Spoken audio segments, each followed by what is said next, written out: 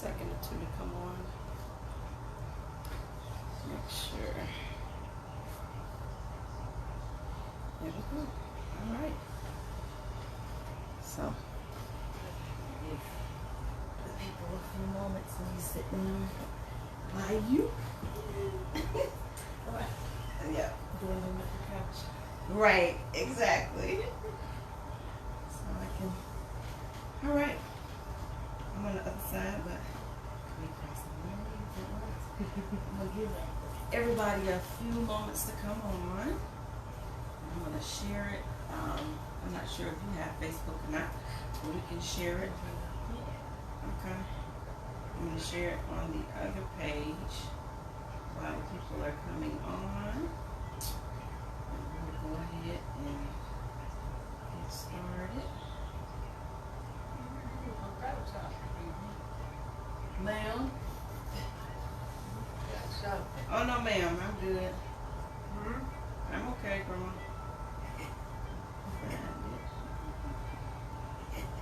Alright. There it is. Alright, we got one person on. They're coming, they'll come on.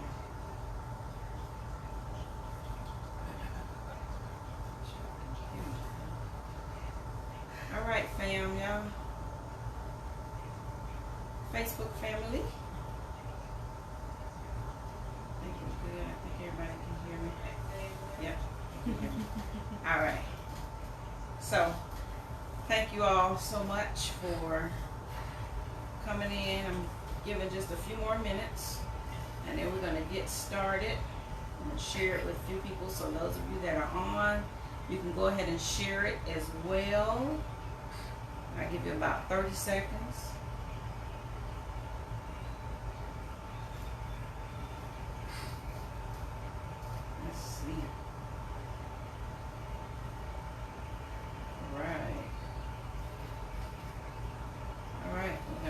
Watch party. Alright, let's see.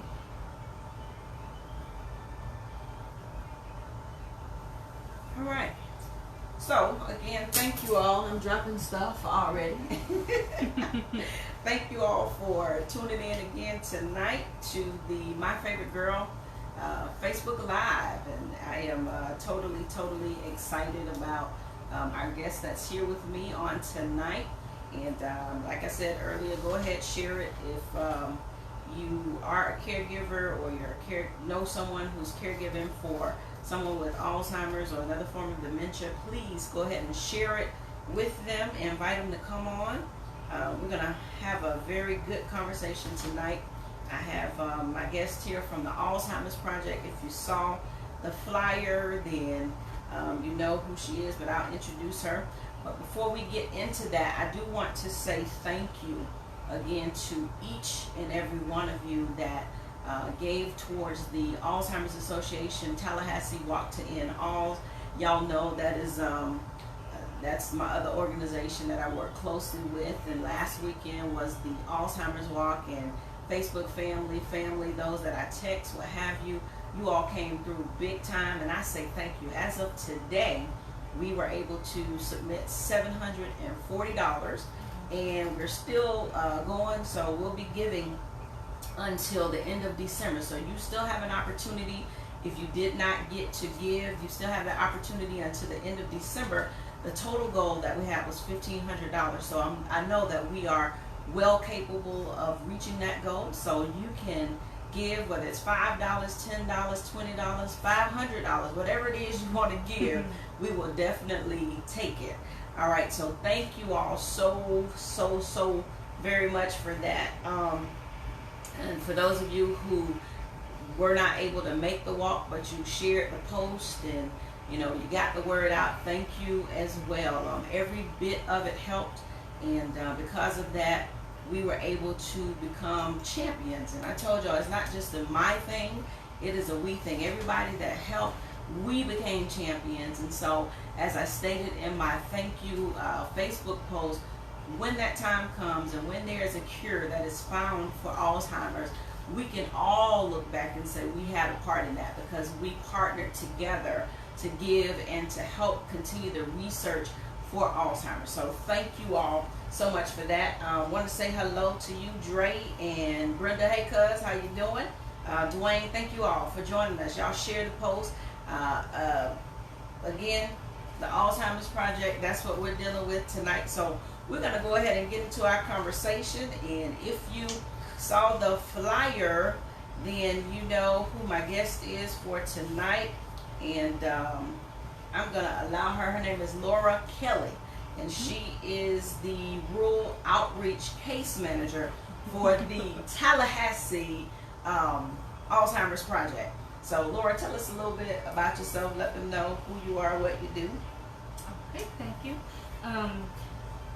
So like she said, I'm Laura Kelly. So I am from this area. My family's from Gadsden County, but I left very quickly when I was a teenager.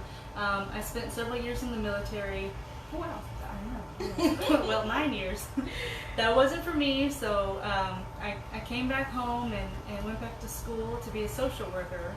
So I went to Thomas University, and I interned with Kids Incorporated, and then worked there for a couple of years, and then when it was time for my master's degree, I quit and went back full time, and then I got my internship at the Alzheimer's Project. Okay. I had the former CEO, Bill Wortman, was one of my professors, and so that's when I first heard about the organization. And so I just knew about all the great things that they were doing, and I had actually called my supervisor now, Stephanie, for some help with an assignment, and everybody, even just calling for help with an assignment, everybody there was so helpful. And I just remembered all the great work they were doing, so I knew that I wanted to intern there. And that was my first choice, and I was lucky to get it. Awesome. Yeah, and I've learned so much. I have my grandfather who passed away had Parkinson's, and my grandmother now, she's in a facility, but she has dementia. So it's been very helpful to learn professionally and personally how to deal with all the issues that come along with that. And it's been very helpful, and I got lucky again, and we got the grant for the rural position. Mm-hmm. So I got hired on out of my internship, which I'm so grateful and thankful for. It's been great to continue that experience and to keep learning and to spread the work that we're doing out. So my job now, is right, as the Rural Outreach Case Manager, is to go out and I go out into Jackson County, into Calhoun County, so that's Marietta and Blountstown, and then over east into Madison County. And we've started a support group in Madison, a support group in Blountstown, and then we're opening up a new day of respite in Marietta. Awesome. Yeah, and then in town we've got our new day of respite on in the Southwood neighborhood, right? Not the south side, but so that's the goal, is to serve the south side neighborhoods, the southeast, the Southwood area, and even a little bit farther east into Leon County, because we know there's people out there that can use the services, and we're just trying to reach out a little bit farther and make sure we get all the communities in the area and have a day of respite that everybody in every neighborhood can have access to and to bring their loved ones to. So again, I'm very grateful. I'm grateful to be here. Thank you all for having me on this show, and yeah, can't wait to talk some more about what we do and how we can help. So how long have you been the rural manager, the case manager? July. Okay. So yeah. So I'm still awesome. And you said you spent 9 years in the military, and it took you 9 years to figure out that wasn't for you. And I still, it's funny, I still kind of did. I loved being a supervisor, and I loved helping people manage their, because the military is really different than a regular job. You really get involved in your in each other's kind of personal lives more than you would in a regular job. Okay. Because it's just the way it is. Yeah. There's a little bit more looking out for each other and taking care of each other. So I really enjoyed that part. I enjoyed getting to know the people that I work with, and getting to know different people from different backgrounds, and being able to help people out. So I had that little spark in me. I just had to take the big step, because that's a big step. Yeah, it is. It is. I'm glad I did. I'm glad to be here. I'm glad to be back home. It's funny how you Full go circle. full circle. Yeah, full I circle. I thought I was trying to run away, but the universe and called you back. for me. So I'm glad to be back. Okay. Yeah. All right. Well, definitely. I wanted to bring her in and talk about the Alzheimer's Project, because I've had so many people to reach out to me just in regards to different services and different resources that they're searching for their loved ones who are dealing with dementia and Alzheimer's as well. As you all know, I care for my mother and my grandmother, who both deal with it. My mom has a more, hers is more advanced, and so I brought the Alzheimer's Project coordinator here because I utilize their services, and they have been phenomenal. If you go on my website, you'll find a link to their page there, so much so, I love them that much that I did link them to my website, because their services are second to none. And we'll talk about their services in a little bit, but their motto, I believe this is your motto, where it says Alzheimer's disease touches everyone and your support matters. And that is a very, very true statement. We talk about a lot, even with the Alzheimer's Association. I'm not sure how much you all work together with the Alzheimer's Association, but that's something we talk about a lot. It's either you know someone who has had it, or you're caring for someone who's had it, or you yourself may eventually have it, but it's touched every facet of society. Every person. It doesn't matter whether or not you are rich, poor, middle class. It has no respect of persons. It really doesn't. And it changes your life dramatically. The caregivers, the person that has it.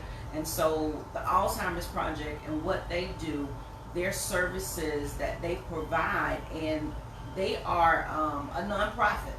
And so what does that mean for those who have services?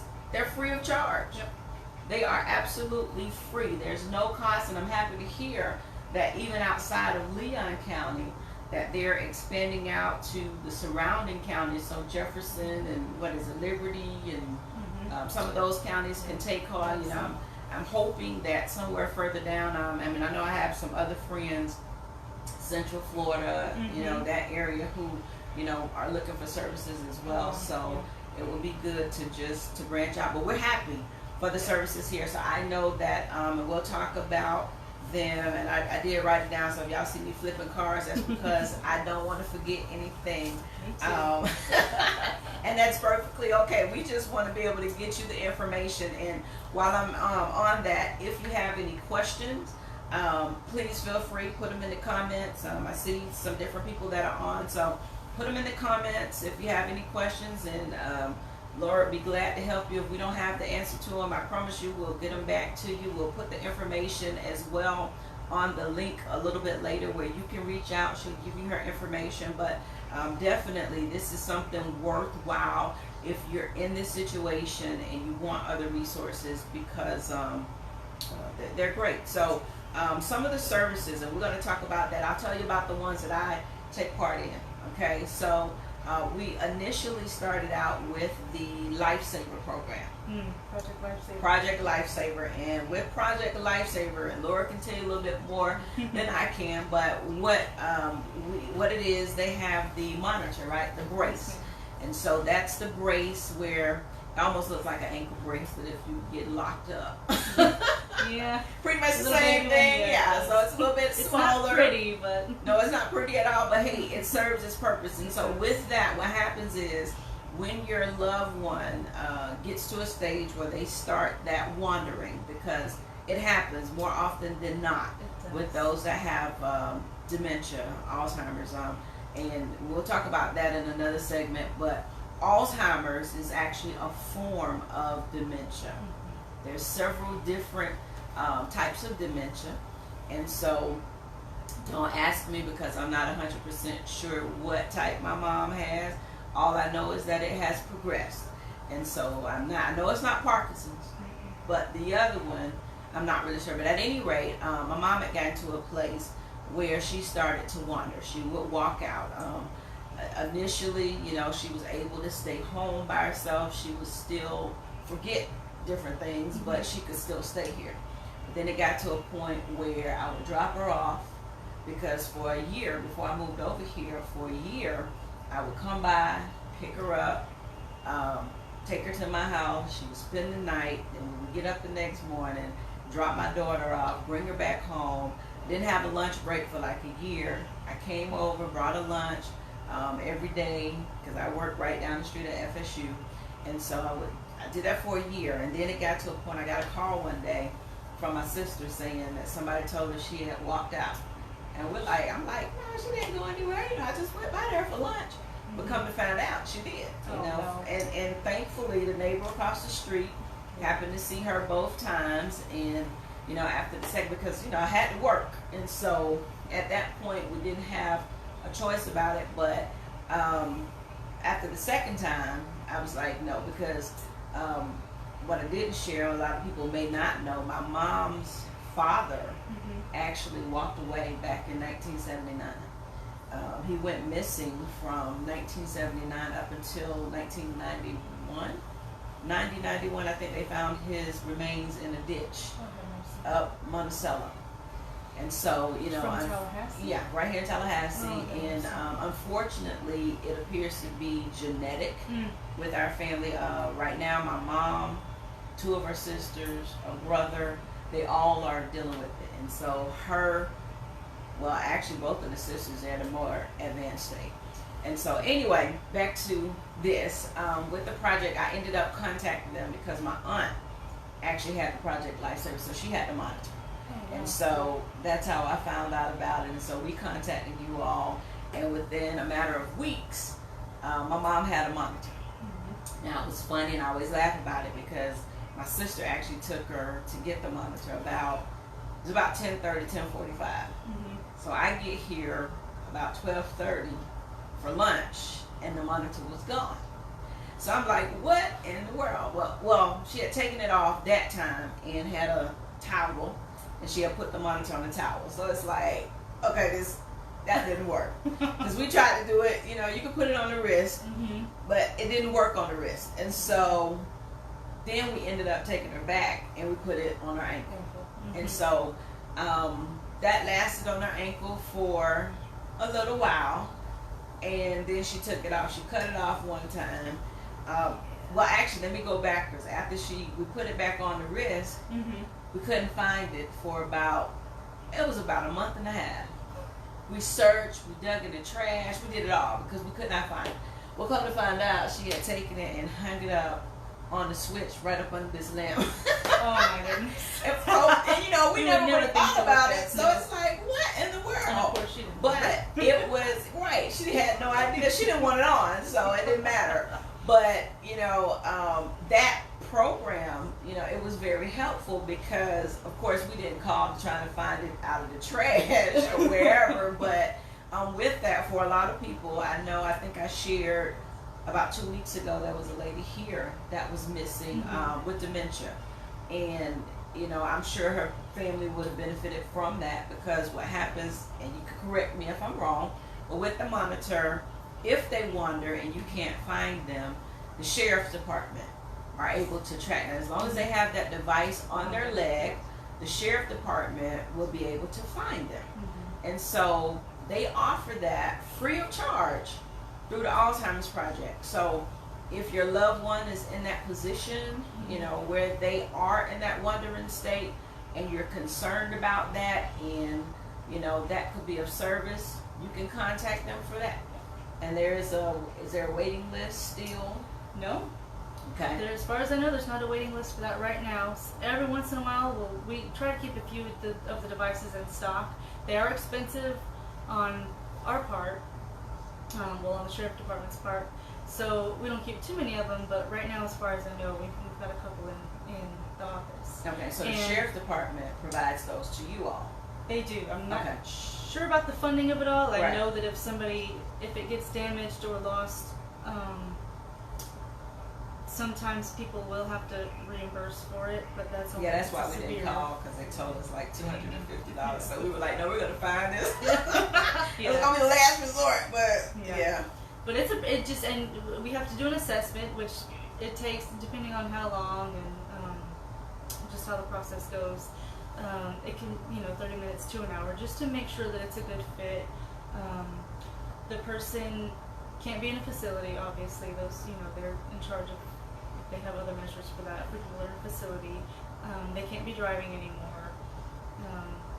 We just have to make sure that it's a good fit and it's an appropriate fit, and not to take too much time because it's not our a little off topic, but it is also available for people of all ages. So if you know somebody who has a child with autism or any other disability or condition that would cause them to wander, that's because it's a sheriff's department program. It's available for all ages and all populations. Okay. I didn't know that it actually. Okay. Yeah, so we have awesome. a lot of So it's interesting. We have kids come in sometimes to get it changed. That's the one thing that we do that's all ages. All right, so that's good information to know. I can share that with them for that because I know a few, who could probably use that service as well. And it's simple. I mean, they give you a little thing to check the battery, make sure the battery works, and they change out the battery. I think we had like 2 or 3 different ones because y'all know with Alzheimer's dementia, they may cut them off. I mean, my mom was over here. I don't know if you know who Medea is, but Tyler Perry Medea. She was over here like Medea. She had everything but the butter trying to get on her leg, but it worked, and they provide that. And it just provides peace of mind. We don't. God forbid you need it, but if you do, it just provides that peace of mind that there's a backup. Just in case they walk off. Just in case. Because who knows? Had they had that for my grandfather. From 1979 up until 1990, and nobody, there was a $75,000 reward for anybody that could, and nobody ever did. And so, I'm grateful, that's why I was really quick, like I said, after the second time, it was like, no, we gotta get somebody. So thankfully I have someone who was able to step up, and they came and volunteered until, they got to a point where they could be paid. But it takes a load off of you because the second time she walked off, it was from here all the way down Orange Avenue, which is quite a way. We underestimate our elderly loved ones. A lot of them are still in great shape, and just because they don't know where they're at, they turn this corner and that corner and that corner, and they can move quick. Yeah, and when you're in the space, initially, because for me, I'm like, well, no, she's not. Every time I came, she was here, and so it's like, how in the world did she get out? But you never know, and especially as it progresses, you gotta have it. So we took advantage of that. The other thing that we're doing now is the respite care. And so, as she stated, we are at the one at Bethel. So Bethel AME has one, and this information is on their website. We'll put that information down. But Bethel is a location. The new location in Southwood, which church is that? So we can get it right. Good Samaritan Methodist Church. Okay. We have one at Good Shepherd too, and I get them flipped. Okay. Good Samaritan. And they're on different days. We tend to do Thursdays because that works well, but I think they can go to 2. They can go up to 2. They have usually a primary location, and we'll keep them on the wait list or on the list for there, and then a secondary location. And just depending on how the numbers are, how we look, sometimes we ask our clients to call and just double check for that secondary location that there's room. But up to 2. About how many people? I never asked that question because mine are assigned. But about how many people are there for each respite? There's anywhere from 12 to 15. I'm not sure if we have one that's over 15. If we do, it's not very. Maybe 16, but usually about 12 to 15 people. Okay. So and it's interesting because they come home every Thursday. I wish I had something to show you. I don't have them out, but every Thursday they come home with some type of something they've drawn, something they painted, something they put together. It's quite interesting. It's good. They come home every week. They came home one time, a little helicopter they made out of popsicle stick. But for them, it gets them out.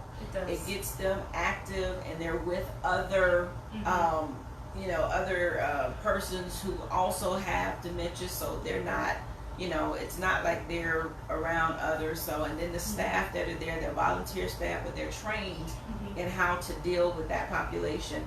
That's probably going to be one of my next shows because I get frustrated every time I just shared one, I think earlier this week or over the weekend, where there were caregivers at a facility who had started a fight ring with patients with dementia. And that type of stuff bothers my nerves. Oh my goodness. But that's for another show. Yeah, I shared That's it. a shame. Yeah, they do all kinds of stuff. But another show. Yeah, no, but at we any don't- rate, it is fun. very good. Their volunteers are trained, and your volunteers actually have to take so many hours of training, correct, to work there. So if you take your loved one to one of their respite cares, and it also helps the caregiver. It does, and that's the yeah. primary goal for It it. is, yeah. We don't tell them that. We most of our clients either we call it a social club. Some people who are still a little bit aware, or maybe in the early stages, we say that they're going to volunteer with their friends, so that way it's easier to get them to go, because they might be a little bit in denial or still a little bit frustrated or angry with having dementia. But we call it day respite because it gives the caregiver a chance. It's from 9 to 3, so all those things that you can't do when you're taking care of somebody, going to the grocery store, taking a nap, taking a shower, sitting all in those peace things. and quiet. Yeah. And then it's good for our loved ones. That's why we call it social club for them, because it's a chance for them to engage with each other and do activities that are appropriate for their level. A lot of times in the outer counties, I've seen some people that go with dementia just to the regular senior centers, and that's good too. But at our day respites, we have the art activities that are more geared to their ability level, and it's helping them work on their motor skills. We have music therapy that comes in and helps them sing and have remember those songs that they love to sing, and have that fellowship with each other. They have a chance to have a meal. And they enjoy the meal. They do. There's something that always comes home in the pocket. My grandmother has cookies or something every Thursday, and I'm like, what is this in your pocket? So, and it gives them a chance to get a break. We don't think about it that way, and they might not remember, but gives them a chance to get out of the house and have a break and see their friends too, so we don't get tired of each other. Right, exactly. And it's good because they do exercises. They exercise. They sit in the chair and they exercise. And my grandmother is 96 years old, and it works for them. It does. And so to be in a population with others who are dealing with that, for them, I don't know. I can't say because I'm not in that body, but I can imagine that. You don't feel as bad, especially for those that are in the earlier stages of it, when you're able to see that, I'm not in this by myself, there's other people, so that works. And the volunteers, they found out that Miss Vera, my favorite girl, likes peanuts, and so sometimes she has to bring peanuts because Miss Vera likes to tell them, I'm ready to go right now. And so the lady learned, if I bring her peanuts, she'll be okay. But it's from 9 to 3, and they tend to enjoy it. So, that's another thing that you can get involved in. You can definitely take your loved one there and give them that opportunity, give you an opportunity. I know I work, and so for me, it's that break time, but not really because I'm working. But for them, it gets them out the house because sometimes, depending on the day, I'm not able to take them out because I'm not going to say one or the other. There's usually one, my favorite girl, who does not always participate when it's time to go. And so sometimes it's difficult to get them out. And then when you do get them out, she's ready to come home. And so that opportunity, I have someone that's here with them all day while I work. And so, she's able to carry them over there, be with them. And so it's a win-win. So definitely, if your loved one, if you're in that space where you need a break, even if you're working and you have somebody caring for them, it's a good place to be able to take them. And so, again, I'll post the website. You can go on there and it will give you the different locations. There's the one they still have it at, what's the name of Temple Israel? Do they have one? Temple Israel, Okay. Yes ma'am. Bethel, Kalaran United Methodist, Good Shepherd Catholic Church, so those are on the northeast side. Temple takes care of the east side, it's on Mahan, and then Southwood. And then if anybody's out, and we have one in Wakulla, Quincy, and then Mariana will be opening up too. Okay. So pretty much. And they're all at areas churches. covered. They're all at churches They or are. synagogues. They are. Okay, Yeah. and that's a great thing too. So. It is, and I would encourage it. I'm not, I don't know if anybody has any hesitation about that or reservations, just maybe being from a different faith or different denomination. It's an open environment. It's not we're, and it's usually in the fellowship hall. It's not in the sanctuary. It's just a place out. Now we might sing some gospel every now and then because that it works. Hey, listen, gospel works. Say what you want. No, but now what if a church was interested in their facility being a site? Is that open, or what's the process for that? I would have them call Debbie Maroney. Okay. She's our CEO. Right. We're always looking at at chances to expand and serve communities, particularly if they are finding that there are people in the congregation and the community that are in need, and if it's something that we can help provide. That's a little above me, but no problem. But that's what okay. And we're definitely grateful if anybody that's watching or knows anybody that's affiliated with any of those churches. We appreciate it. That's where in Mariana. Yeah. That's the first place I went to look is churches, because it's just it's naturally part of the mission, and then they can help provide volunteers as well. That would be something to talk to Debbie about. Okay. But that would be great. So if you all are interested in some of your pastors, or you have ministries that you're saying, hey, we would love to get involved. We would love to be a site. Yep. Contact me. I'll contact Laura. I have Debbie's information as well, and we'll connect you all. Because it's a great opportunity, because believe it or not, there probably is somebody in your congregation who could benefit greatly from these services. And so what other way you can be helpful to those that are among your own congregation as well as those in your community. So another great avenue. The other thing, go ahead. I'm sorry, I keep cutting. No. It's a great volunteer opportunity as well. If you have any groups, we do have an age limit. It's either 17 or 18. So older youth, adolescents, but if there are any, not to be gender biased, but it's typically women's groups, but it doesn't have to be men's groups, women's groups. And we need more men. We do. We need more men. I will say, we do. We need, some of the gentlemen are just surrounded by ladies all day, which is fine, but, and I also wanted to mention that every respite site always has a coordinator who is further trained and a paid staff member, a contractor usually, contracted position, and a CNA on staff. So, though the level of care is we're not allowed to do, we don't do medications, toileting, any of those healthcare needs, we do have staff on site other than the volunteers in case of any emergencies, in case there are any of our clinics need any help or assistance, that the CNA is there to guide that process and make sure that everybody's being taken care of. So it's a good place to go. If anybody has any reservations, I know sometimes it's hard to put our loved ones in other people's hands and other people's care, but we train everybody amazingly, and it's.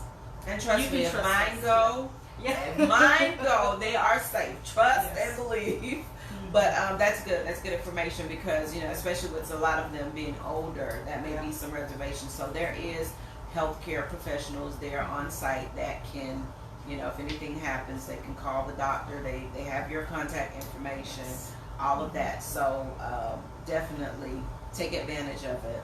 The other one that I take advantage of as well is the AmeriCorps program. I love the AmeriCorps program. Why do I love the AmeriCorps program? Because they provide volunteers. Mm-hmm. I have a volunteer. I've had two, and both of them. Well, when Dion came on, she was in school at the time. She's since graduated. The first person was a student as well. But there are volunteers who volunteer 10 hours a week, up to 10 hours every week, whatever time you need them, for 10 hours that they volunteer, and they come, and that is the opportunity for you to go and take a break. And I must say that I love Dion, number one. Hopefully she doesn't mind me sharing her name. Y'all don't know her anyway, and I said it wrong, so it will be the wrong name. I call her Dion. That's not really her real name. No. It's pronounced different. Oh, okay. But anyway, I love her. I mean, I love her. She's been with us now for about a year. Yep. And when I tell you, the most helpful person there is, I mean, I give her kudos all the time. If I don't call her, she'll call me and say, I'm available. Call me. And most of the time, I take advantage of her services on the weekends because I work during the weekend, so it's the weekends when I'm more like I need a woosah, you know, and because I work from home, not most of the time, a lot of the time now it's a little downtime, but you know, I travel back and forth, but when I am here and then, you know, working from home, even though I have somebody here, so I'm not with them during the day, but I'm in the house, and so being home, and just being able to get out and go. I have a 14-year-old, and so, you know, I try to spend as much time as I can and make sure that my caregiving duties and my, you know, care does not affect her and what have you. Which she's phenomenal as well. Both of my girls are amazing when it comes down to this. But Dion is, if y'all had like 100 of Dion that you could put in everybody's house, I mean, it would be amazing. My first one, she was good, but you know, school, and I told her, you know, school is your priority. I get it.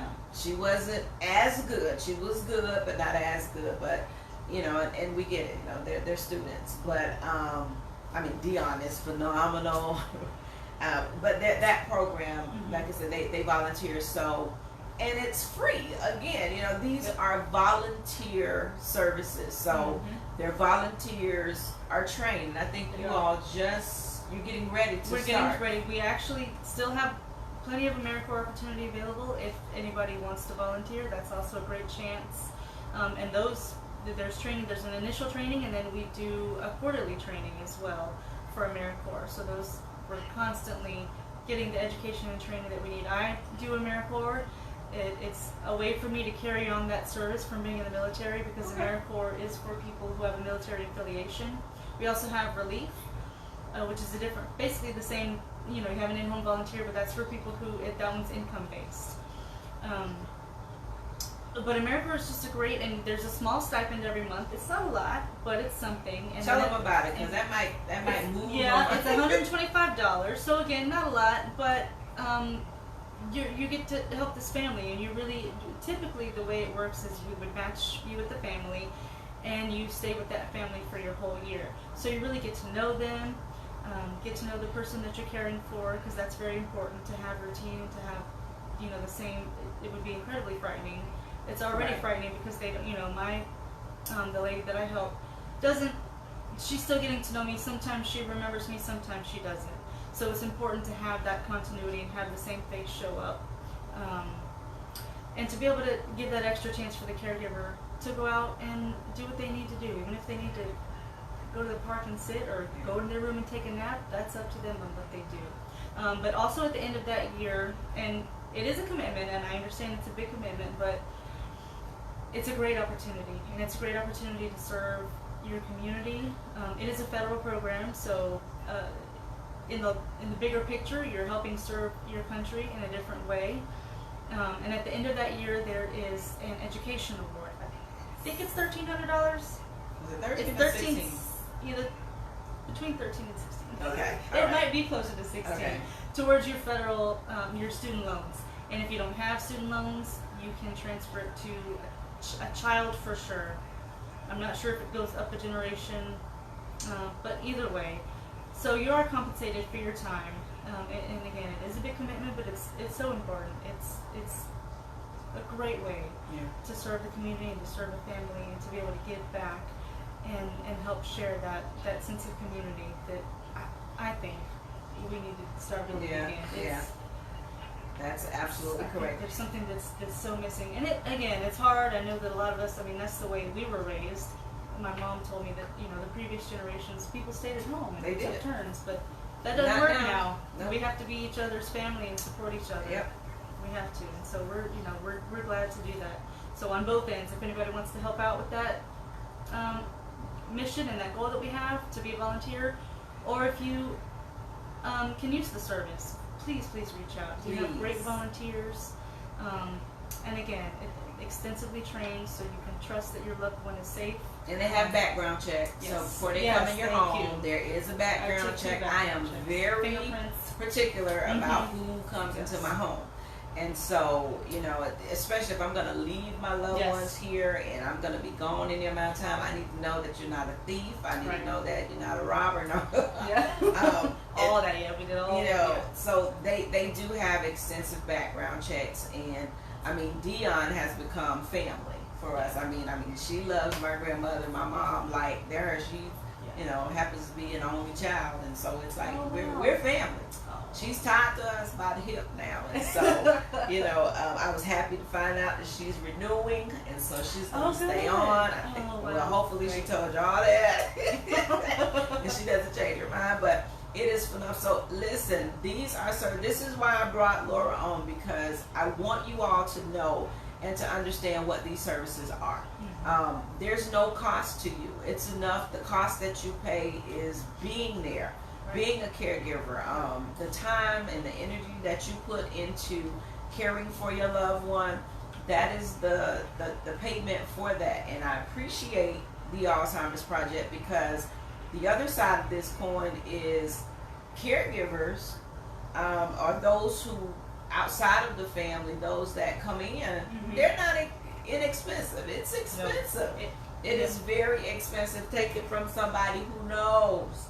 It is very expensive to bring somebody in to care for your loved ones. It's not as expensive as it would be if they were in a nursing home or a group home or an assisted living facility. It's not as expensive as that, but it is expensive. And so to be able to have this opportunity through the Alzheimer's Project, where it's free, 10 hours can add up to a lot. I mean, 2 hours a day means a lot for somebody that's a caregiver, especially when you do it alone. Like I go it alone, it means the world to me, to have 2 hours to just do whatever I want to do. You know, sometimes I just go to the nail shop, get my feet soaked, let the little lady, Miss Diane, sometimes I want to bring her home because she rub on my legs, she massage my legs, and I'm like, my feet, you know. Yeah, I mean, the little lady does a good job, and I'm like, I just sit there and go to sleep sometimes. But to just take my iPad and read and, you know, not have to worry about anything, that's, I mean, you can't beat that for free, because, you know, I tell people all the time, caregiving is not easy. It's doable, but it's not easy. And so, and the numbers are not good. 40%, I think, is the current statistic. 40% of caregivers pass away before their loved one. Absolutely. So there's nothing wrong with taking care of yourself. I ain't going nowhere. Y'all just better know. I'm not going anywhere. We can't afford to lose. We can't afford to lose anybody, especially you. Nowhere. So it's not being selfish. You have to take care of yourself, and whatever that looks like. If it means reading a book, taking a bath, getting your feet done, going to church, whatever you need to keep yourself sane and well, you have to, because it's a quick overstress and downhill path if you don't take care of yourself. That's right. You got to take care. Like they tell you all the time.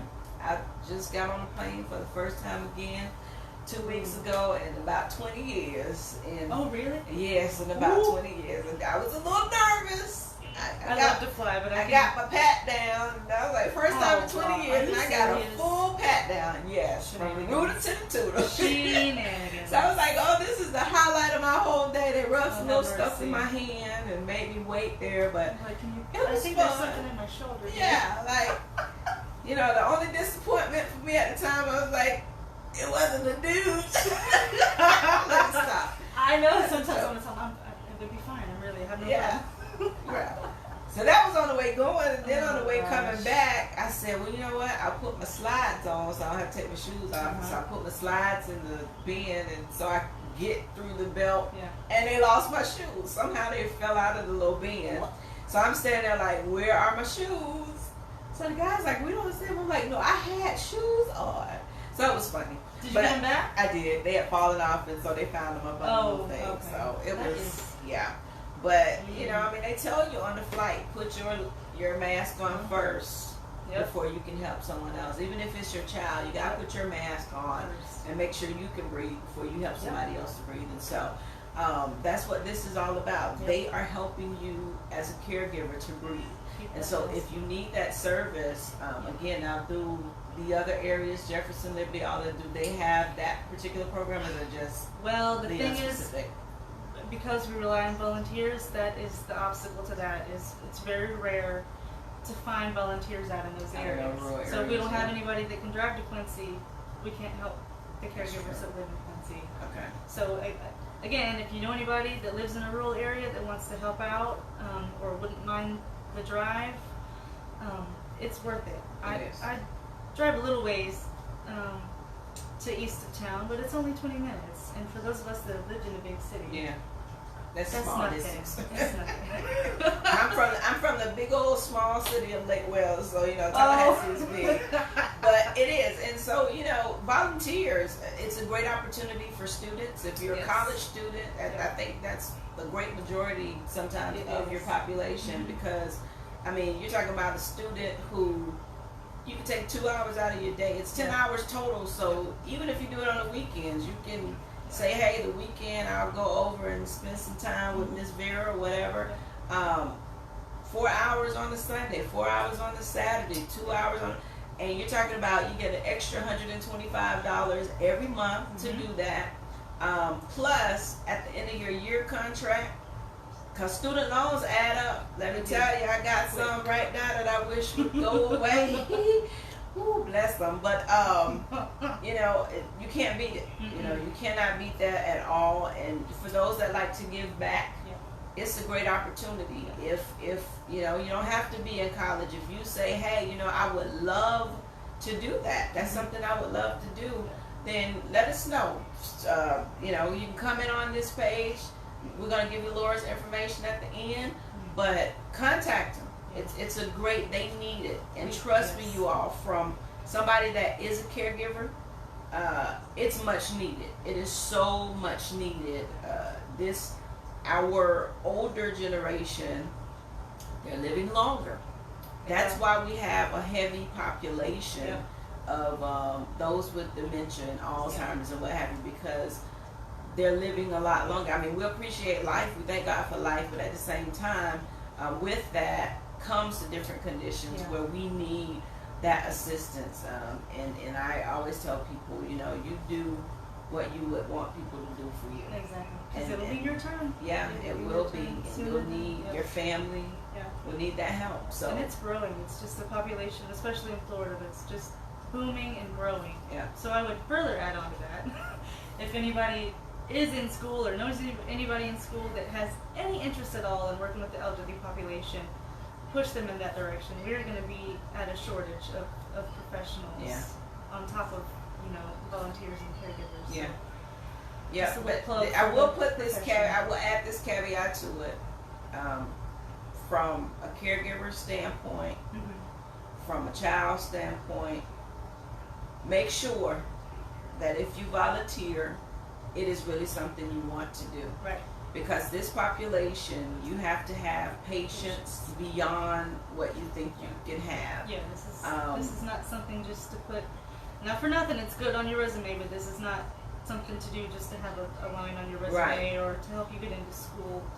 Again, we appreciate it, but you're so right. Yeah, you gotta be able to work with this population. One of the agendas that I'm gonna be pushing hard, y'all know I have become an advocate galore for Alzheimer's, dementia, because and they just told me Saturday when the day at the I can't even think, the day at the Capitol for Alzheimer's. I'm gonna be there, I promise you. But one of the agendas that I'm gonna push hard is going to be training and vetting for the staff that work with, especially all populations, but more especially population with Alzheimer's and dementia. Simply because there's a level of patience that you must possess. It is not even optional. They literally go back to, I was sharing with a friend of mine earlier, where it's almost like that toddler age, where you're constantly saying no, don't, quit, stop, da da da. And you have to know how to deal with that. Yes. And so if you're somebody who flies off the handle quickly, you get mad quickly, you don't have any patience, you like to yell, it may not be for you. And I say that because, and I tell people all the time, and I have no apology for it, but I keep my people, I call them my people, my mom, my grandmother, I keep them home. Especially when I see stories like I saw the other day, because I think I got mad. And I try not to get mad easily, but I got mad because, you know, it's crazy to me. And I keep them home for two reasons. Because I want to stay out of hell, and I want to stay out of jail. I don't have no shame in saying either one of those, because I have, you know, if I walk up on you and, you know, you've done something to one of mine that was not right, then, you know, yeah. So it's easier to just keep them at home, because people like the ones that I shared who don't have, you know, I saw a case a few months ago where the lady stepped on this lady's head. The lady had dementia. You know, they can't remember, so they can't tell you what's going on. And so people know that. The employees, they know that. Yeah. So I just want to throw that plug in there. If that's not you already say no, I can't handle them, then don't call them at all. Just keep doing whatever it is you're doing. Find you another area to volunteer in, because you do. I mean, I have a passion for every person. Doesn't just have to be mine. It makes it more, because it's mine. You know, it's definitely magnified the situation. It helped me to see it in a greater way. And so, but my heart and my passion, not just for my mom, my grandmother, my aunts, but for anybody who deals with dementia, because they have no idea what's going on. And so, you know, just make sure that that's your heart. And I can honestly say, Dion, that is like, I mean, the patience that she has is like, I love her. I mean, I'm just like, she's family. Yeah. So, and it's an interesting combination to me, because and we often describe it as being in a childlike state, but at the same time, this is our elder generation. Yeah. They deserve the utmost respect and dignity. And so it's that combination of knowing how to adapt and to manage those childlike behaviors or regressive behaviors, to put it in a medical term, but still treat them with dignity and respect, and as adults, and as the grandparents and the parents and the community leaders and hard workers and community workers that they were. So yeah, that's right. Yeah, you just, you know, in essence, and that's how I look at it, you're paying them back. You can't pay them back for everything that they've done, but this is your way to be able to serve them. Right. That's what I call it. I call it serving. You know, I'm all about God and church. And that's just me. That's y'all that know me. Y'all know I'm gonna talk about God. I love Him, and so that's the basis of what I do. But for me, it's serving. It's being able to allow God to serve through me, to, you know, extend that care and that love. So, you know, however you look at it, just make sure it's something that you're able to do. So definitely, that's a great program to take advantage of. Definitely. The other one, Powerful Tools for Caregivers. Yeah. I was supposed to go to the class on Monday. Actually went out in the rain to go to the class, and I had my location incorrect. I went to the wrong elder care services, but it's okay. I'm gonna be there on Monday. Okay, good, yeah. So it's a course. Yeah, it's a course for caregivers. So, you know, for the caregivers who need to learn more, you know, it's focused on the caregivers. So a lot of times, the information that we're sharing with caregivers is about your loved one, how to deal with this behavior, how to manage that behavior, the legal issue, you know, all the stuff that goes along with caregiving. But this course is about you. It's about how to take care of yourself. It's about how there's one of the tools that we use is making an action plan. So learning how to be intentional and say, okay, mine, for example, is to get up in the morning and meditate for 10 minutes. So, but that we actually have people, and it's about the language that you use, saying, I will for 10 minutes in the morning get up early and meditate, and I will keep track of it. and hold myself accountable. But it's learning those tools, and there are also other tools with the care, with your loved one, learning how to communicate better, learning how to manage relationships. But it's about you, how to support your wellness, and how to put your mask on. Right. How to put your mask on, how to keep your cup full and overflowing in an effort to better support your loved one as a caregiver. But it's just a chance to sit, and it's one of those things that we know that caregivers are short on time. Yeah. So it's an hour and a half, once a week for 6 weeks. But it's also a great chance to meet some other caregivers and share ideas and build those bonds and build a little network for those 6 weeks. And if it carries on, it does. If it doesn't, it's fine. But it's a chance to do something for you and to learn some of those skills and just build upon the strengths that you already have and what's already working and how you're already taking care of yourself, and then just add to that to make sure that you're the most well that you can be and the healthiest that you can be. Okay. And so we've got the 3 of them going on right now. If you're interested in that, give us a call tomorrow and jump in, because you can only miss, I want to say you can only miss 1. Okay. Maybe 2. And it started Could be wrong. this past But Monday. they all started last week. So I'm doing one on Friday, Oh, okay. and then Monday, and I think the other one's on Tuesday. Ours on Friday is at 10:30, and then the other, there's one in the evening. Is yours in the evening? Mine's in the evening. They're on both Mondays. in the evening then. I think Monday and Tuesday evening. Monday One's from at 6 to Temple. 7:30. Yeah. So now's the time to jump in. If not, that's okay. We'll be doing another series in the spring, because we understand that November and December is, it's not gonna happen. Yeah, I mean, this is the first time I got the call for a while, Mm-hmm. and this is the first time I was actually able. I said, you know what, I'm going to do this on Mondays, Good. because I feel like it's always, I don't think learning is ever something that you stop doing, and so even with some of the limited knowledge I have, I think it's great for me to learn more. And 2, because I'm doing these lives and I'm building that community, because I have my heart is caregivers. That's what I do, because being here, you understand the ins and the outs of it. And, sometimes people that they just don't get it, they don't understand. And so, I started, I think about 3 weeks ago, every morning now I get up and I do what I call Caregivers Corner, where I'm putting something positive on there for caregivers, because, I mean, you need it. Sometimes you need that extra to say, you know what, and my thing is thank you, and I don't know them all, but my thing is thank you for showing up another day, because the person that you're caring for, they need you. They do. And so, I do it for that purpose. I want to make sure that even the information I give out is great information, and I don't say that I know everything. Mm-hmm. And so I'm going so I can glean some more and be able to be there as a support for myself and other people who are there. And so it's another great opportunity for you to learn, to go and to get other information. I do the internet and what have you. I'm a part of a few different groups, and so I get the information in. I had somebody ask me recently, do you ever have down days? Oh, absolutely. That's what I told them I do. What I try not to do, though, is allow those days to have me. Right. Because everybody's going to have them.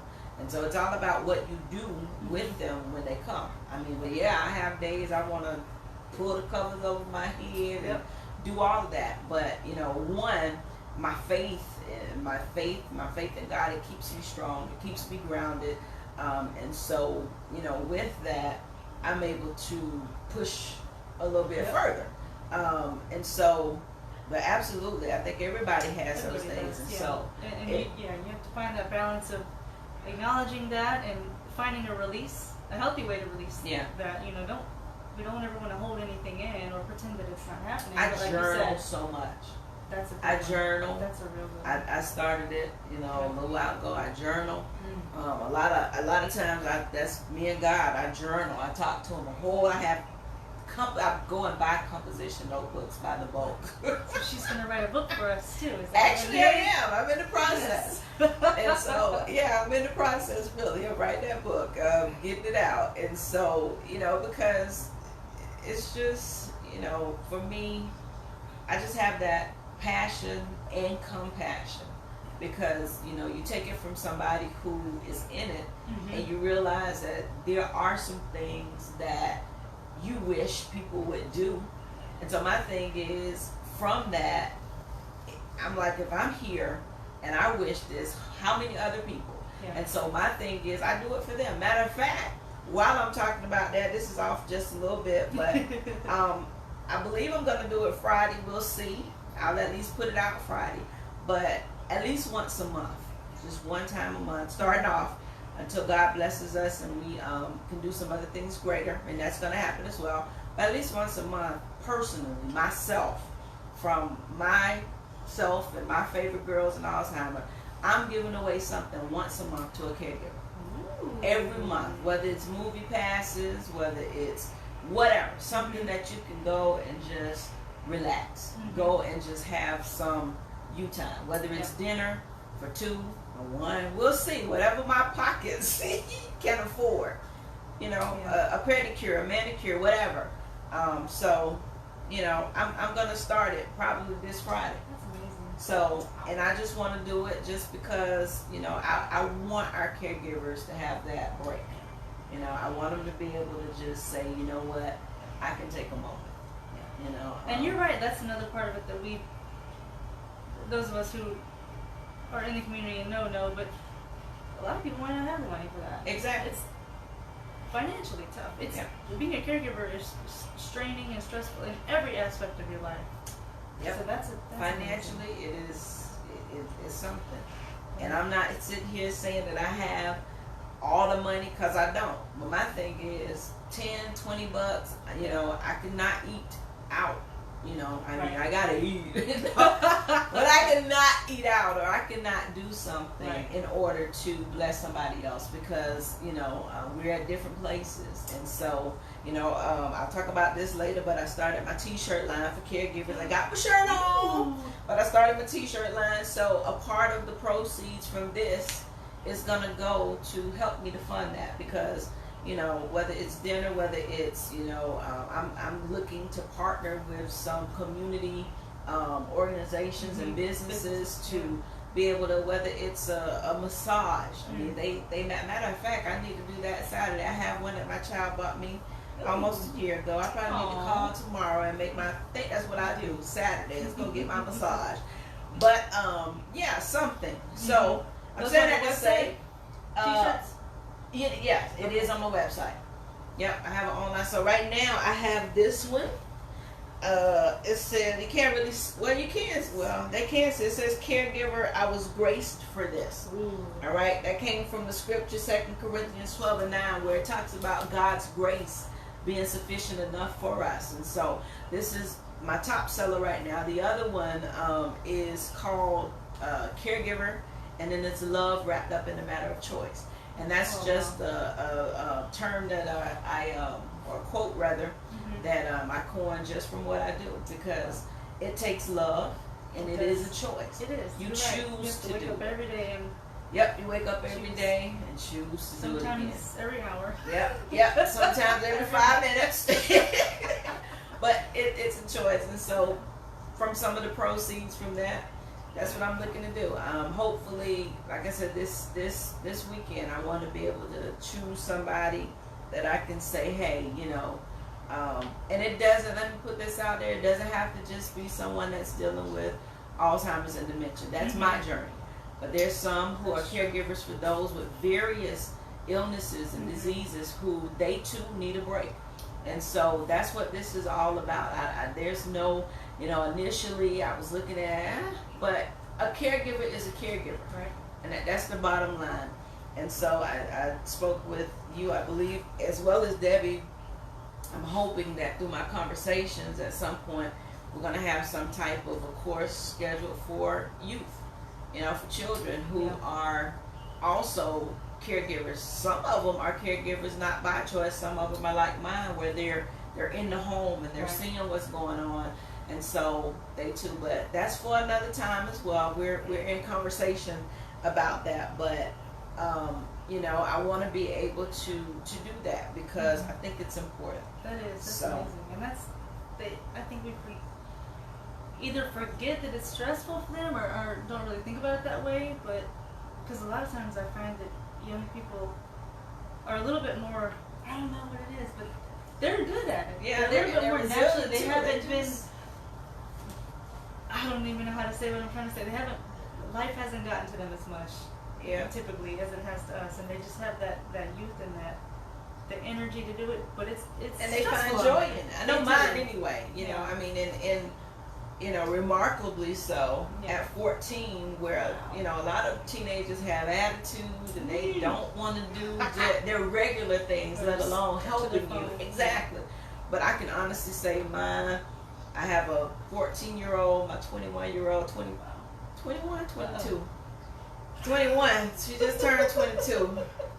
Either way, she just turned 22. Wow. Anywho, y'all know I love my baby.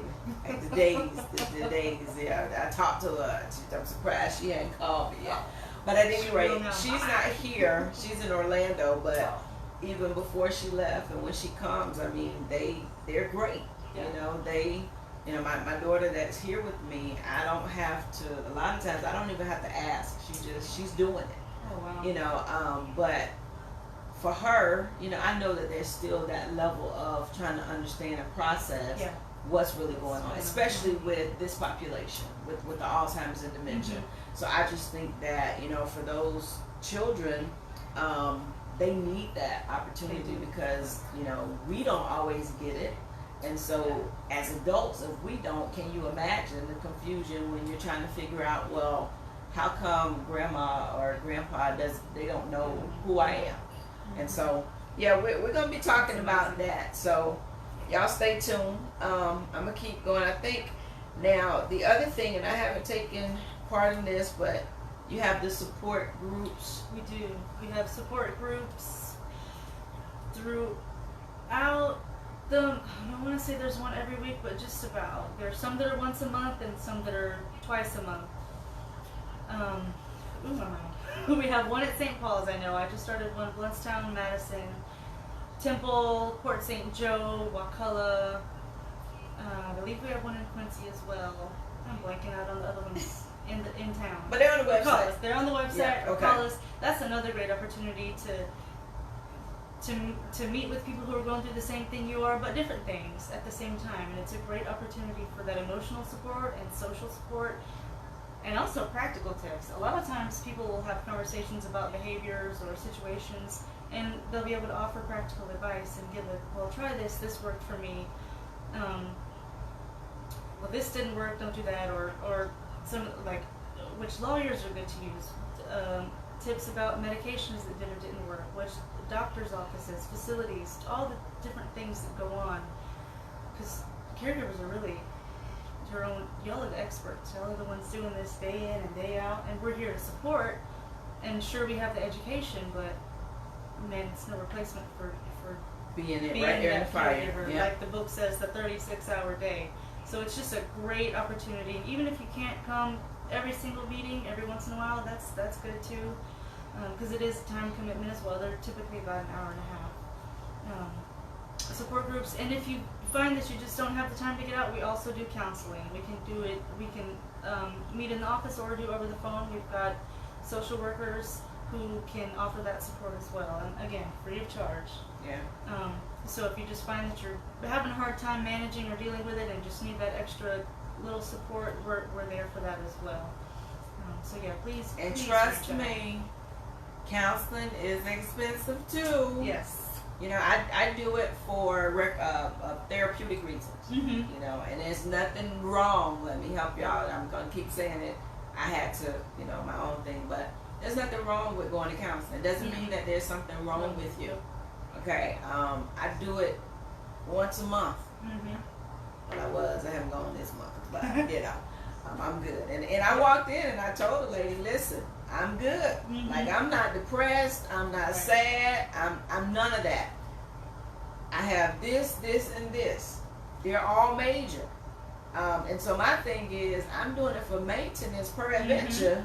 You know, I can keep myself together. There's nothing wrong with that. Go. Because it's a lot. It can be overwhelming. It is. Emotionally, dealing with dementia and Alzheimer's, it can be mind-boggling sometimes. It you know, is. I've sat up at 2:30, 3 o'clock in the morning, looking at my camera system, looking on camera at my mom walking back and forth because she doesn't know where she is, and to see your loved one who goes from one spot to the next spot, go back in the room, lie down, 3 seconds later, get back up, do the exact same thing. You have no idea how much that pulls at you. And if you're not in the right space, thankfully, like I said, and again, I don't ever try to say that I have it all together. But if you're not in the right space mentally, spiritually, what have you, that can, oh my gosh. Yeah. And you need to talk about it. I journal. You need to talk about it. You need to get it out. Yeah. And so if you can't get to the support group, you can't afford the counseling, they have people that are qualified to sit down and talk with you and help you talk through it. Sometimes you just need somebody to listen. Yep. Sometimes you just need to just babble on and say what you got to say, and you feel better. Yeah. And it's been described. I think one of our testimonial videos that one of our clients made described it as it's almost like you're grieving the whole time. Well, because you're watching this decline, and that's tough. To see this person that you love so much change and not be able to do the things they used to and not be who they were, it's a grieving process the whole way through. And then when they finally pass, that that just adds on to it. But it's tough. It's tough. And we're there too. I just want to say that real quick too. A lot of people that come to the support groups, their loved ones have passed on already, and they still come for that support. It's not necessarily a grief counseling group, but that's part of this process. And they can be there to support their friends and also to get that little bit of continuing support after their loved one has passed on. So take advantage of it, and there's nothing wrong. If you can't afford it, there's nothing wrong with that. Go and get the help you need, because mentally, if you don't, you'll end up breaking down.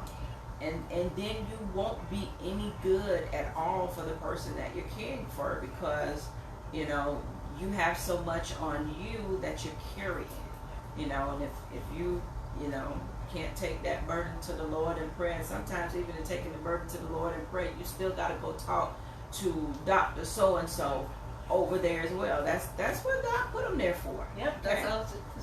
Make us work. That's what we're here for. Yeah. So do it. Make us work, and that way we can show the people who are giving us the money. Look, we need this money. We need more money. Exactly. Yeah. Because again, as they said, I think that's the last group per se that I'm aware of. I mean, service rather, that you all have that I'm aware of. But like I said from the beginning, they are a non-profit organization. Yeah. And we rely. And we appreciate, I can't stress how much we appreciate our volunteers, our donors, anybody that's given. We do have the walk coming up. Yeah, I was about to talk about that. Yeah. But yeah, we're grateful for the support anyway, and we're grateful to offer those services and we don't take lightly the responsibility. Yeah. I can't stress that enough. We understand the importance and the significance of being a part of your life in this way, and we're grateful for it. We all have a passion that we wouldn't be in this job. Trust me, nobody, like we were saying about volunteers, you would very quickly find out that this is not the job for you. We all love and appreciate the responsibility and the task that we've been given. So make us do our work. Yep. And when you're working off of, y'all get grant funded. So when you're working off of grants and you're working off of other people's money, you do have to show that it's working. And I can vouch and say, yes, for me, for my household, I can't even imagine, to be honest. I cannot imagine what things would really be like if I didn't have a Dion, if I didn't have a Sabrina. Those are my two volunteers, because my weekends, they help in that area. and it's funny with me sometimes with Dion, because she'll ask me, is it okay if I'm not coming? I'm like, honey, you volunteer, like, sure. I mean, like, this is your time. But that's how serious she takes the job that she's doing, where, I mean, she will say, do you mind? Of course I don't mind, like, you volunteer for me. So, it's different if you're getting paid, but to have that level of passion and that level of respect, even, and just realizing that these people are depending on me. And that's the caliber of people that they're training and that work through their organization. And so, I mean, it's a phenomenal program. That's why I talk about it a lot. And as she stated, and we're going to get ready to wrap up in a minute, but I know you can just somebody's go on bedtime, sir, I know. Yeah, somebody's somewhere at bedtime. But they have, coming up November 3rd at 1 o'clock at Cascades Park. All right, I got it all down pat. So that's going to be the Alzheimer's Project Forget Me Not Walk.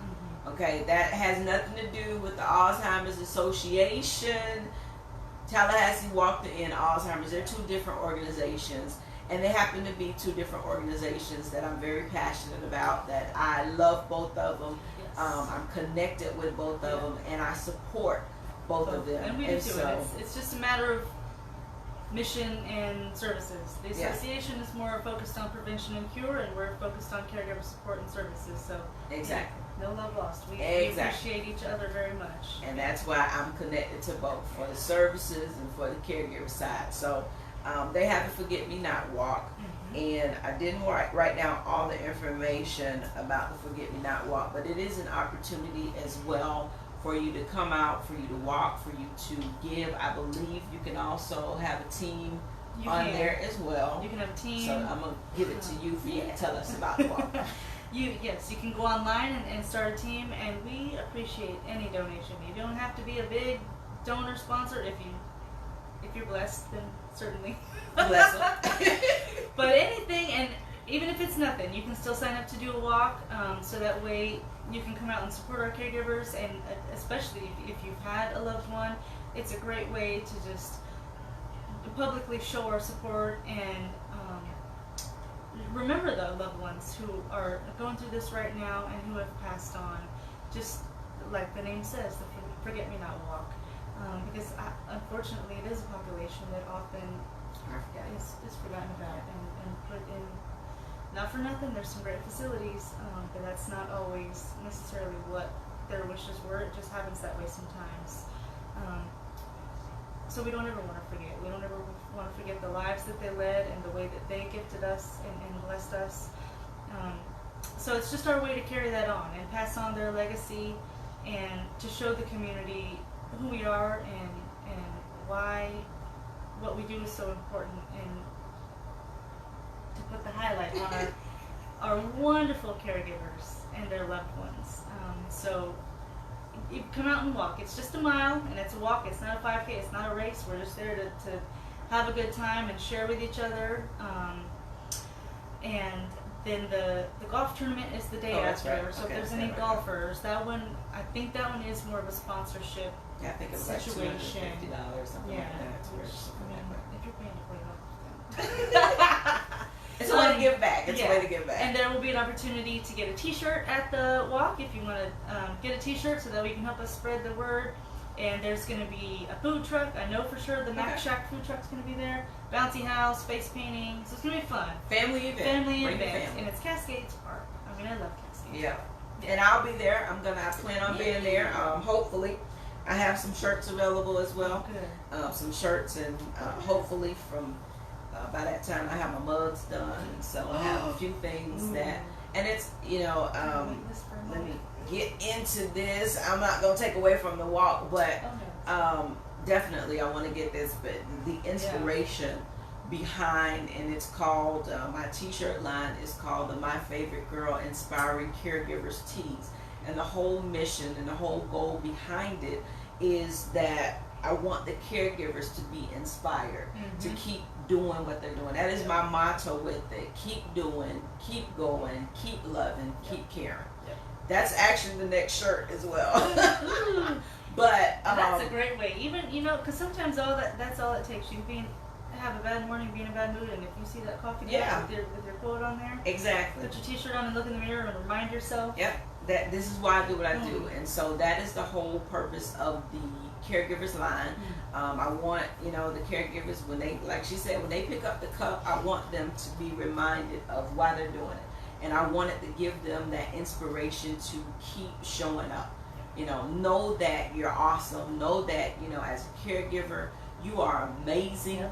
They need you exactly, and so that's what this is all about. So I'm looking forward to having some shirts, some information out there. At least if I don't have all the shirts, I have information on how you can get one, because it's important. I want that. I want this to be a picker-upper, and I know that it's gonna go far because it was inspired by God for me, and so for me, for you, basically. Yes. And so that's the purpose of it. I mean, we're gonna have different types of paraphernalia, and on December 6th or 7th, but the 6th is my birthday. I haven't decided exactly which day it's gonna be for sure, but you'll get saved today probably by the end of the weekend, this weekend. But that's actually gonna be my birthday / lunch party. I lunched already, a soft lunch online, and so I have those who have already purchased, but it's actually going to be my official lunch party. So you get an invite, and we're just going to come celebrate me and celebrate caregivers. And then come 2020, January or February, I have that final date out there too. But My Favorite Girls and Alzheimer's is hosting our very first annual Caregivers retreat. And so it's going to be just for caregivers. And it's going to be a 2-day retreat where caregivers will come. The first day, just a time of relaxation. I was supposed to do it earlier this year, but I had some things that happened that kind of put it on hold. But timing is everything, and so I do believe that the time is now. And so we're going to do that the first part of 2020, where we're going to celebrate caregivers. We're going to give the care. The theme of the retreat is going to be breathe. Just breathe. And so our caregivers are going to be able to come, and they're going to be able to sit back, relax with a little live music and some other things that's going on the first day. Second day, we're going to have some inspirational caregivers that are going to come in and help to pump up and inspire and, have you to keep going some more. And I'm partnering, hopefully, with the Alzheimer's Project as well. Even in that endeavor, because we want to be able to just strengthen even more. And I believe that you all have your conference on February 9th. I believe that's what Ms. Debbie told me. So good. I knew it was in February, but yes. It's February 8th. I'm sorry. February 8th, 2020 is the Alzheimer's Project Conference. I went last year. It was phenomenal. So we'll get that information shared out as well. So we're not going to keep talking y'all's ears off. We could, because y'all know this is my heart. I think I covered. Is there anything else that I missed? I think so. We got all the services, education events, the walk, the golf. Oh yeah, you said education. They do have a education. Is it a series that you all do? Yeah, no, we did talk about that. Okay, because there was another one I thought I dealing saw. with dementia, we do every once in a while. Yeah, the dementia education series. Okay, so listen. All in all, the Alzheimer's Project is your one-stop shop for everything caregivers, and that's just what it is. One-stop shop, everything caregivers and caregiver support. So if that is you, if you've contacted me at any time and say, hey, can you provide me with any resources? We just gave you one tonight that I hope and pray that you will take advantage of if you're in our area. If you are in the Jefferson, Leon, some of these other rural areas, and you know of churches or facilities that would house some of the support groups, get in contact with them. They're expanding out just by my profession and what I do. The rural areas, they do need you. They need you in a great way. They do. The Panhandle, and I don't know, I think I'm working with a lady in Glenstown who's helping do screenings through UF. Okay. They've done research, and the Panhandle has the highest numbers in the state of Alzheimer's incidence and of death. So we gotta get out there. We gotta get out there. I'm not getting into my profession because I cannot do that, but just know that the population is high, and there's opportunities for you to learn about it. There's opportunities for you to, take advantage of these services. Mm-hmm. I often say you don't have to go it alone. There's somebody out there that you can connect with, that you can partner with, that can help you on this journey. And we'll help find. If we don't have the answer, we'll work together to help find the right answer, the right resource, the right service for you. Yeah. So take advantage of it. Alzheimer's Project, how can they get in contact with you, Laura? Well, you can call our little house beside the church. And it is what it is. It is. It used to be one of the associate pastors or whatever. It's okay. But the phone number there is 386-2778, and that's just the one. You'll get somebody. And that's 850. 850. Yes, thank you. AlzheimersProject.org. We're a nonprofit, so it's .org. Email. Everybody's email is their first name, so mine's Laura, Laura, at AlzheimersProject.org. Stephanie, Summer, Mindy, Debbie. It's all our first names at AlzheimersProject.org. The website, you can go to find our services, or if you want to donate, if you want to sign up, if you have any questions, anything, we're there for you. There's no matter too big or too small. That's what we're there for. We're there to help, and we're grateful for the chance to help, and we appreciate you, and we're there to support you and let you know that you're doing a great job. And remember, you're doing the best you can do.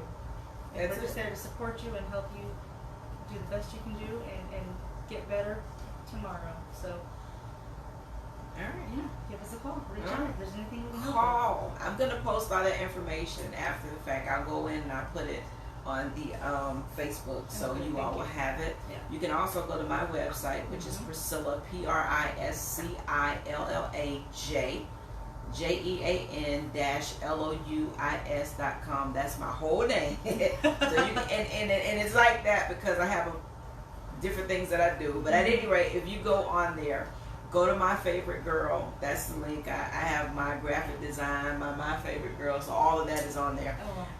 But if you go on there and go to My Favorite Girl, you will find a link to the Alzheimer's Project.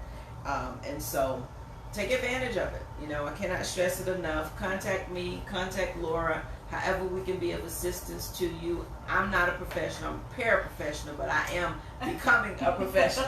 They're going to get me trained so I can help them too. Yeah. But at any rate, thank you all so much for tuning in. We didn't mean to be this long, but it is what it is. Listen to what you need to listen to. If you don't. But please share it with someone else and give them the opportunity to also take advantage of these opportunities. We'll be back on next Thursday evening. Not she and I, but I will be back on with another guest on next Thursday, and we'll probably bring somebody else on as well. I'll be at the class on Monday, so if you can, call them by tomorrow. Yes, sign up, and let's get you that information as well. Yeah. All right, thank you all so much for taking this journey with me. I hope that the information we provided is helpful and useful to you. Have a great week, caregivers. I will have something for you in the morning, but take care of yourself and look out for the giveaway. Probably Friday, Saturday, one of those days. But for one of our caregivers on here, we'll have something for you to either do or whatever, something simple and small. But if we're going to give away something on this weekend to a caregiver, for you to just go, chill, relax, have a good time, take a moment to breathe. All right, have a great evening. Thank you.